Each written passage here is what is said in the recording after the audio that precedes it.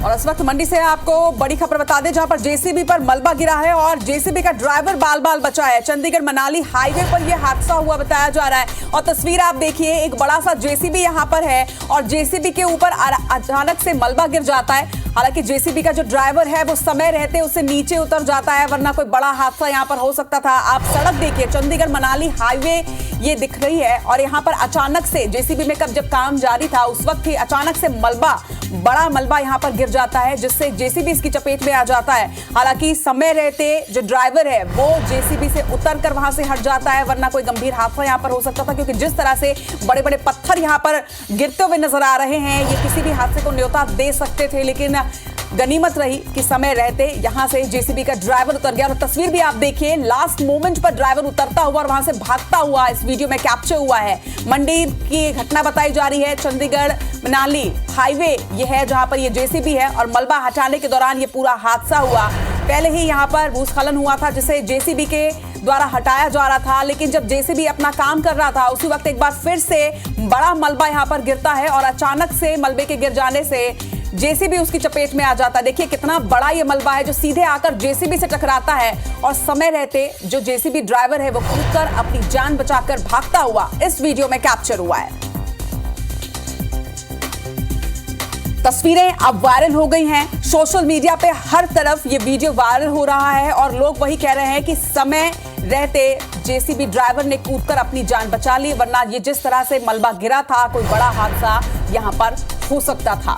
कितना बड़ा ये पत्थर है ये आप खुद देख सकते हैं कि एक पूरे जेसीबी को इस बड़े पत्थर ने अपनी चपेट में ले लिया। चंडीगढ़ मनाली हाईवे का ये हादसा है, मंडी की ये घटना है जहां पर मलबा हटाने के दौरान बड़ा हादसा हुआ और जेसीबी के ऊपर पूरा का पूरा एक बड़ा पत्थर आकर गिर गया और इस मलबे ने जेसीबी को अपनी चपेट में ले लिया। और ड्राइवर जो है, गनीमत रही कि जागरूक था वो ड्राइवर और समय रहते उसने कूदकर अपनी जान बचा ली। और ये देखिए आप तस्वीर बार बार आपको दिखा रहे हैं किस तरह से एक बड़ा पत्थर आता है, जेसीबी पर टकराता है और जेसीबी के अंदर जो बैठा हुआ ड्राइवर है वो समय रहते कूदता है और अपनी जान बचाकर वहां से भागता है।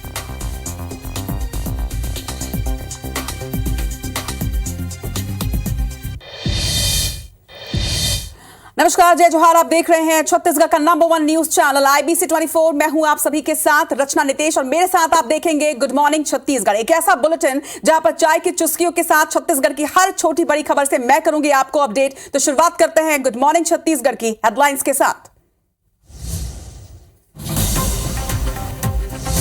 आज से छत्तीसगढ़ विधानसभा का मॉनसून सत्र, सुबह 11 बजे शुरू होगी सदन की कार्रवाई। 3 संशोधन विधेयक होंगे पेश। सरकार को घेरने भाजपा ने बुलाई विधायक दल की बैठक।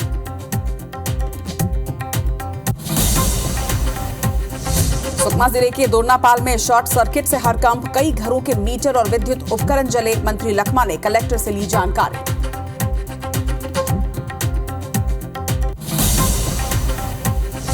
रायपुर में युवक के अपहरण की कोशिश, युवक को अधमरा कर भागे बदमाश, मारपीट का वीडियो आया सामने।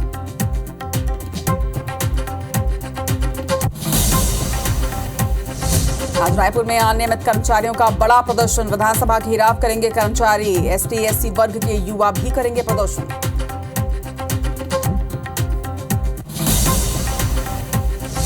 दंतेवाड़ा में दंपत्ति समेत 4 नक्सलियों ने किया सरेंडर। चारों नक्सलियों पर घोषित था कुल 20 लाख का इनाम। कई बड़ी घटनाओं में शामिल थे नक्सली।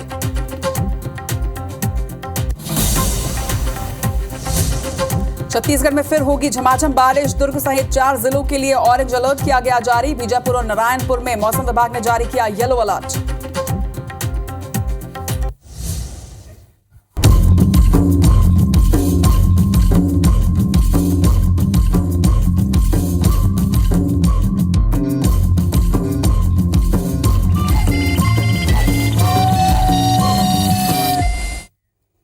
और हेडलाइंस के बाद चलिए अब आपको बताते हैं छत्तीसगढ़ में आज किन खबरों पर दिन भर रहेगी नजर।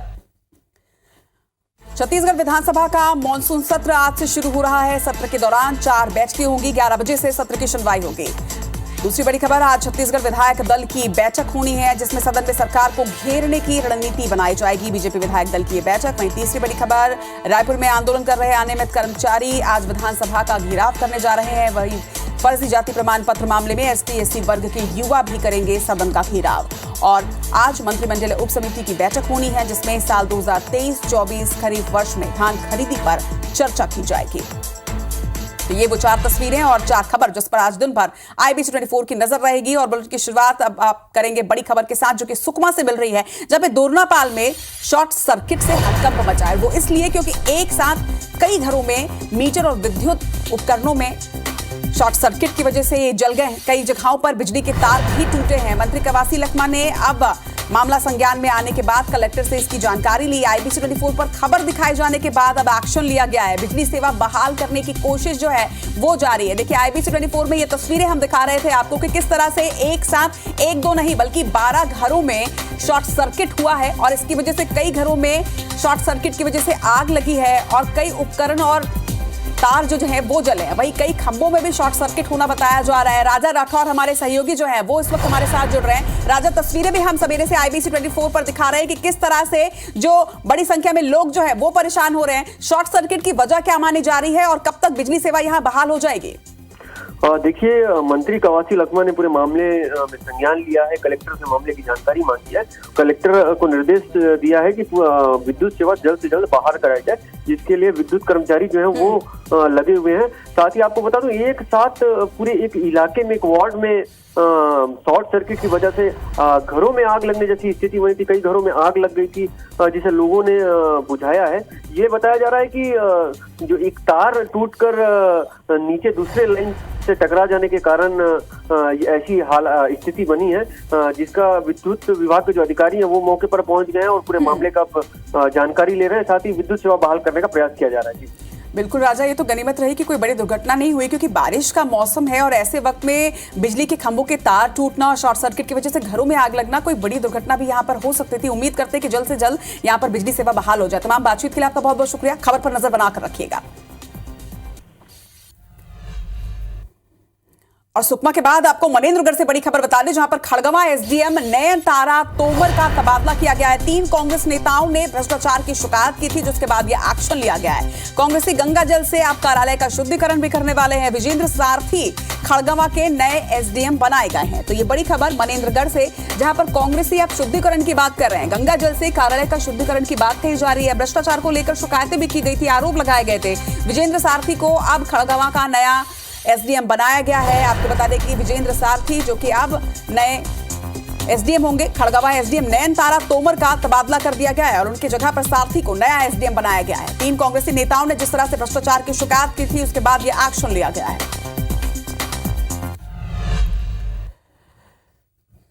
आज से छत्तीसगढ़ विधानसभा का मॉनसून सत्र शुरू हो रहा है। मौजूदा कांग्रेस सरकार का ये आखिरी विधानसभा सत्र है, इस लिहाज से बेहद अहम भी है। मॉनसून सत्र के दौरान 4 बैठकें की जानी है। मॉनसून सत्र में 2023-24 का अनुपूरक बजट भी पेश किया जाएगा। आपको बता दें कि आज 3 संशोधन विधेयक भी सदन में पेश किए जाएंगे।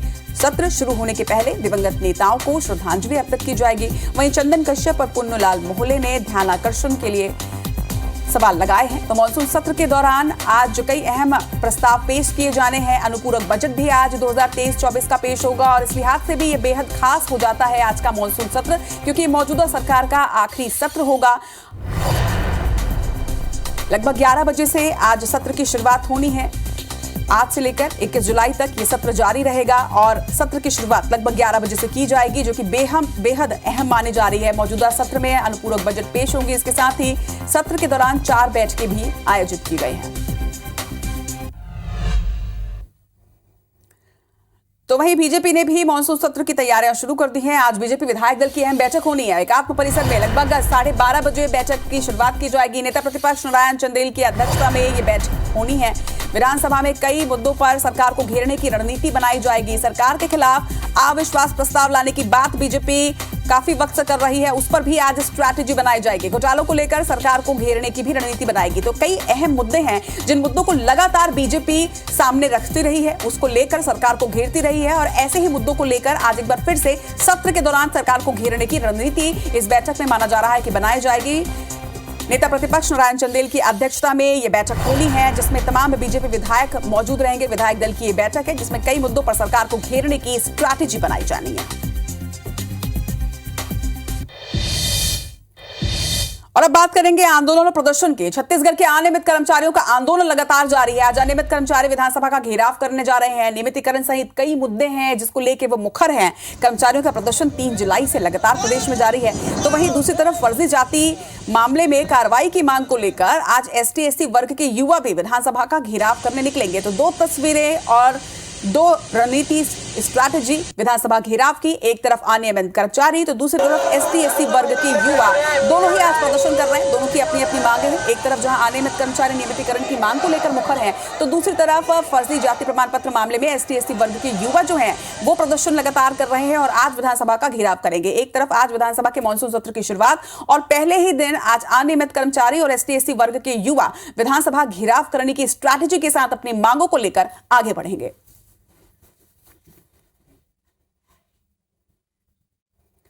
एक और बड़ी खबर आपको बता दें, आज मंत्रिमंडलीय उप समिति की बैठक भी होनी है। साल 2023-24 में धान खरीदी को लेकर इस बैठक में चर्चा की जानी है। इस बार 125 लाख मीट्रिक टन धान खरीदी का लक्ष्य रखा गया है। बैठक में कस्टम मिलिंग की नीति पर भी समीक्षा की जाएगी। विधानसभा के सभा कक्ष में समीक्षा बैठक आयोजित की गई है जिसमें साल 2023-24 में धान खरीदी पर अहम चर्चा की जानी है।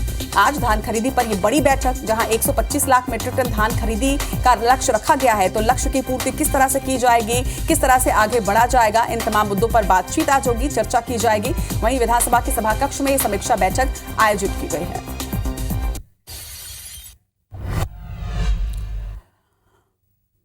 भारतीय जनता पार्टी छत्तीसगढ़ की कांग्रेस सरकार के खिलाफ आरोप पत्र तैयार कर रही है। जी हां, भाजपा आरोप पत्र समिति के संयोजक अजय चंद्राकर का कहना है कि छत्तीसगढ़ के हर कोने के लोगों से चर्चा कर मुख्यमंत्री और विधायकों के खिलाफ एक आरोप पत्र तैयार किया जाएगा। इसमें कांग्रेस सरकार के शराब, कोयला, चावल, रेत, PSC भर्ती, गौठान घोटाला जैसे घोटालों के तथ्यों को का उल्लेख होगा। वहीं भाजपा के आरोप पत्र पर कांग्रेस विधायक सत्यनारायण शर्मा का कहना है कि भाजपा के पास चुनाव में उतरने के लिए अब कोई मुद्दा नहीं है। घोषणा पत्र में किन मुद्दों को शामिल करें, किसको छोड़ेंगे, समझ नहीं आ रहा। वहीं भाजपा के हर आरोप का कांग्रेस जवाब दे चुकी है, यह भी उन्होंने कहा। शराबबंदी घोषित है, गंगा जल की कसम हम धान खरीदी और कर्ज माफी के लिए खाए हैं बोलते। आपको बताना पड़ेगा गंगा जल की सौगंध किस किस चीज के लिए खाई है आपने। सरकार में दम है तो हमारे आरोप पत्र पर वो कमेटी बनाए, जिस दिन जारी करेंगे उस दिन, और जांच समय में करवाएंगे। बोले हम झीरम पर भी लिखेंगे उसमें। कह रहे हैं इनके पास मुद्दे हों तब तो ये आरोप लगाए, इनका जवाब देंगे आरोपों का। इनका काम है आरोप लगाना, हमारा काम है कसकर जवाब देना, सही स्थिति को बताना। तो कहीं कुछ ऐसी बात नहीं है। कांग्रेस पार्टी बड़ी मजबूत है। टाउनशिप में हाउस लीज के रजिस्ट्रेशन के मुद्दे पर राजनीति और गर्मा गया। पूर्व विधानसभा अध्यक्ष प्रेम प्रकाश पांडे का कहना है कि रजिस्ट्रेशन पुरानी शर्तों का हो रहा है, जिसमें भिलाई स्टील प्लांट प्रबंधन और लीज धारक के बीच किया गया एग्रीमेंट अब रजिस्टर्ड हो गया है। इसे मानने के लिए दोनों ही पक्ष बाध्य हैं। कांग्रेस पर तंज कसते हुए उन्होंने ये भी कहा कि झूठ बोलना, भ्रम फैलाना उनका मिजाज है। उन्होंने मांग करते हुए कहा कि सीएम बिना शर्तों के इस लीज एग्रीमेंट का पंजीयन करवाएं ताकि सभी समस्याओं को अपने आप उनका निवारण हो सके। भिलाई स्टील प्लांट ने अपने मकान को बीएसपी के कर्मचारियों को लीज दिया था। उस एग्रीमेंट के पेपर को अब जो है रजिस्टर्ड करा रहे हैं और उसका रजिस्टर्ड का शुल्क दे रहे हैं। मालिकाना हक है वो बीएसपी के पास है और इंजॉय द प्रॉपर्टी जो है उसका अधिकार जो है वो लीजी के पास है। छत्तीसगढ़ के उप मुख्यमंत्री टीएस सिंहदेव ने ऊर्जा मंत्री का प्रभार लेने के बाद सोमवार को ऊर्जा विभाग की अहम बैठक ली। इस बैठक में ऊर्जा विभाग के सचिव सहित पावर कंपनी के चेयरमैन, प्रबंध निदेशक सहित तमाम बड़े अधिकारी शामिल रहे। बैठक के दौरान अधिकारियों ने ऊर्जा विभाग और बिजली कंपनी के कामकाज की जानकारी टीएस सिंहदेव को दी। डिप्टी सीएम टीएस सिंहदेव ने भी अधिकारियों को सरकार की प्राथमिकता की जानकारी दी है। टीएस सिंहदेव का कहना है कि उनकी कोशिश रहेगी कि लाइन लॉस को कम करने के साथ ही बिजली की निर्बाध उपलब्धता प्रदेश में बनी रहे। इसके साथ ही राज्य में पावर जनरेशन को कैसे और बढ़ाया जाए, इस पर भी बातचीत की गई। परिचय भी एक दूसरे से हो जाए। जिम्मेदारी मिली है तो जो भी समय है इसमें निभाना है। प्रोडक्शन कहाँ बढ़ा सकते हैं, ट्रांसमिशन लॉसेस कहाँ पर कम से कम किए जा सकते हैं और उपयोग में निरंतरता बिजली की बनी रहे, किसी कटौती का सवाल ही नहीं आना चाहिए। और अगर कटौती हो भी रही है तो तत्काल उसको हमको दोबारा स्थापित करना है। और मॉनसून में अब बात बारिश की मौसम अपडेट की। छत्तीसगढ़ में झमाझम बारिश होने के आसार एक बार फिर से मौसम विभाग ने जताए हैं। 4 जिलों के लिए जहां ऑरेंज अलर्ट जारी किया गया है, तो वहीं कुछ जिलों के लिए येलो अलर्ट भी जारी हुआ है। दुर्ग और बालोद ऐसे जिले जहां पर ऑरेंज अलर्ट यानी कि बारिश के साथ साथ बिजली गिरने की भी आशंका है, तो वहीं बीजापुर नारायणपुर के लिए येलो अलर्ट मौसम विभाग ने जारी किया है। 4 जिलों के लिए ऑरेंज अलर्ट जारी है, कुछ जिलों के लिए रेड और कुछ जिलों के लिए येलो अलर्ट जारी किए गए हैं। 2 जिले ऐसे हैं जहां के लिए येलो अलर्ट यहां पर जारी किया गया है।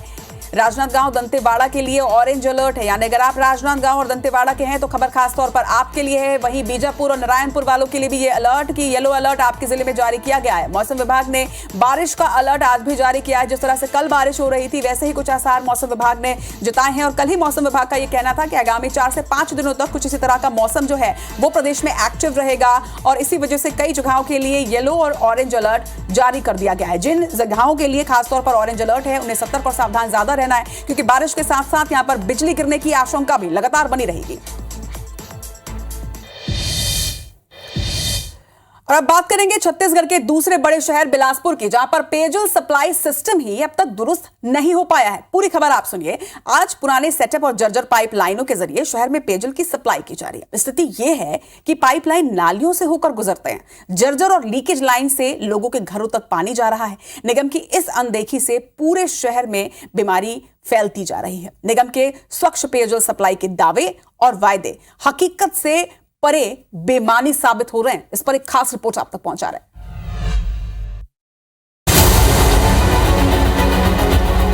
बिलासपुर में आज भी वर्षों पुराने सेटअप और जर्जर पाइपलाइन के भरोसे निगम के पेयजल सप्लाई का काम चल रहा है।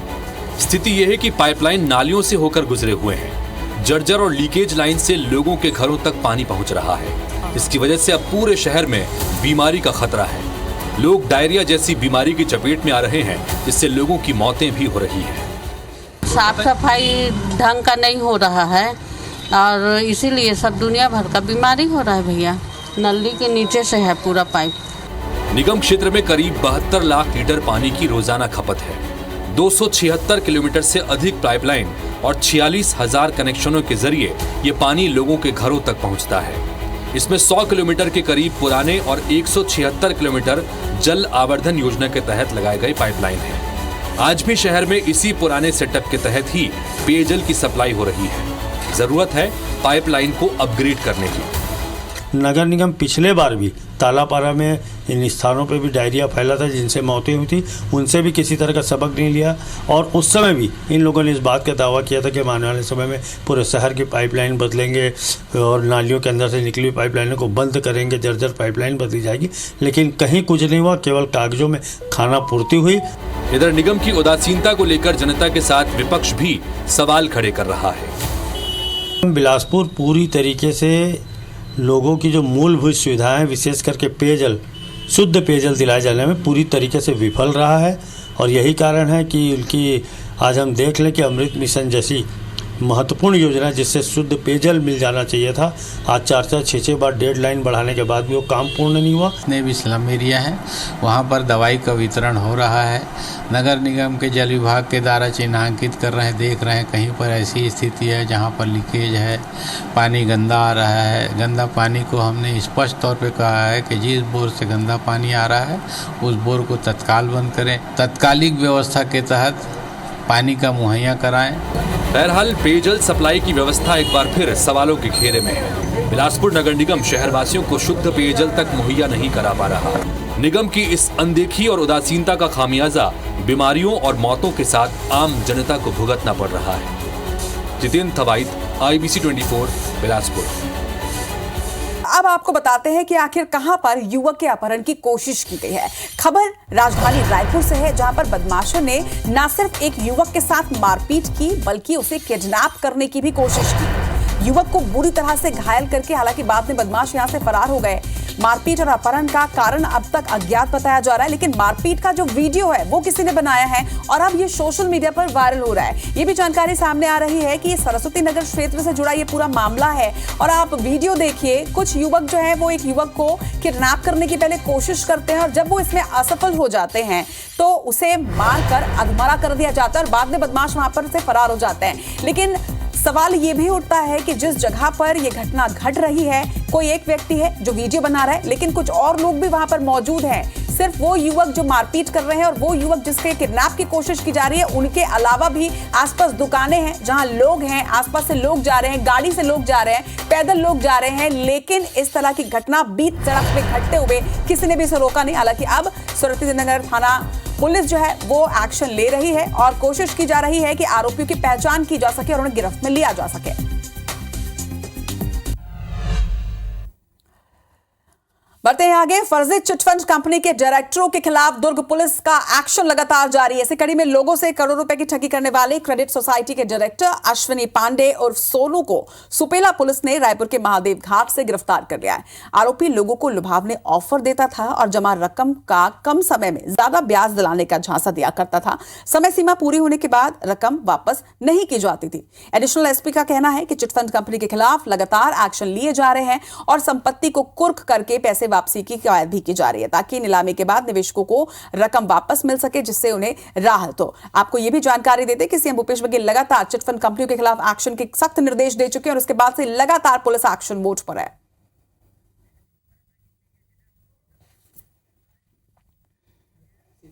और अब खबर आपको बिलासपुर से बता दें, जहां पर आयकर की दबिश दी गई है। सत्या पावर के ठिकानों पर छापेमार कार्रवाई की गई है। सत्या पावर के घर, ऑफिस और फैक्ट्री में टीम ने दबिश दी है। केंद्रीय आयकर टीम की ये रेड बताई जा रही है। आय से अधिक संपत्ति की रिपोर्ट हुई थी, जिसके बाद ये जांच की जा रही है। टैक्स चोरी के साथ ही मनी लॉन्ड्रिंग की भी जांच इस दौरान की जाएगी। तो बिलासपुर में आईटी की रेड पड़ी है। सत्या पावर के घर, ऑफिस, फैक्ट्रीज में ये छापेमार कार्रवाई जारी है। आय से अधिक की शिकायत के बाद और टैक्स चोरी के साथ ही मनी लॉन्ड्रिंग की भी शिकायत थी, जिस मामले में अब ये आगे की जांच की जा रही है। झाझरिया निर्माण लिमिटेड के ठिकानों पर भी आईटी का छापा पड़ा है।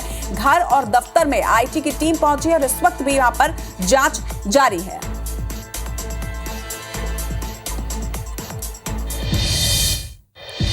इधर बलरामपुर के ग्राम पंचायत पिपरौल में संचालित हायर सेकेंडरी स्कूल में पढ़ने वाले बच्चों का एक तस्वीर जो है वो वायरल हो रहा है, जिसमें स्कूली छात्र ट्रांसफार्मर में चढ़कर अवैध कनेक्शन को काट रहे हैं। स्कूल के शिक्षक ही छात्रों से ये काम करवा रहे हैं। इस घटना से स्थानीय लोग बेहद आक्रोशित हैं और मुझे लगता है कि शायद जो भी ये तस्वीर देखेगा उसमें आक्रोश बहुत ही जायज है। उनका कहना है कि वो इसका वीडियो बना रहे थे तो शिक्षकों ने उन्हें मना कर दिया और बच्चों से जान जोखिम में डालकर ये काम करवाया जाता है। इस पूरे मामले में कलेक्टर ने जिला शिक्षा अधिकारी को कड़ी कार्रवाई के निर्देश दिए हैं। तो तस्वीर आप देखिए, बलरामपुर की ये घटना है जहां पर बच्चों से अवैध कनेक्शन कटवाया जा रहा है और मानसून के वक्त में ट्रांसफार्मर में छात्रों को चढ़ा देना वो कितनी बड़ी लापरवाही है। अगर कोई घटना घट जाती तो इसकी जिम्मेदारी कौन लेता और इसका जिम्मेदार कौन होता, यह भी एक बड़ा सवाल। हालांकि अब कलेक्टर ने डीओ को जांच के निर्देश दिए, देखना होगा क्या एक्शन लिया जाता है। और अब बात करेंगे बस्तर दशहरे की। बस्तर का विश्व प्रसिद्ध दशहरे के पर्व हरियाली अमावस्या के साथ ही शुरू हो जाता है। जगदलपुर के दंतेश्वरी मंदिर के ठीक सामने की यह तस्वीर है, जहां पर पाठ यात्रा रस्म निभाई गई। धूमधाम से स्थानीय लोगों ने बस्तर दशहरे की पहली रस्म में शामिल होकर पूजा अर्चना की है। आपको यह भी बता दें कि यह रस्म खास तौर पर बिल्लौरी गांव से लाई गई चुनिंदा पेड़ की लकड़ी के जरिए ही पूरी की जाती है। उसी लकड़ी से दशहरे के रथ बनाने के लिए औजार बनाए जाते हैं सबसे पहले, और इस बार बस्तर दशहरे की रस्म सबसे लंबी भी होंगी। कुल 107 दिनों तक दशहरे का पर्व यहां मनाया जाएगा और इसकी वजह मलमास को माना जा रहा है। इसके पहले साल 2020 में भी मलमास की वजह से 75 दिनों का दशहरा मनाया गया था, मगर इस बार ये उत्सव 107 दिनों तक जारी रहेगा।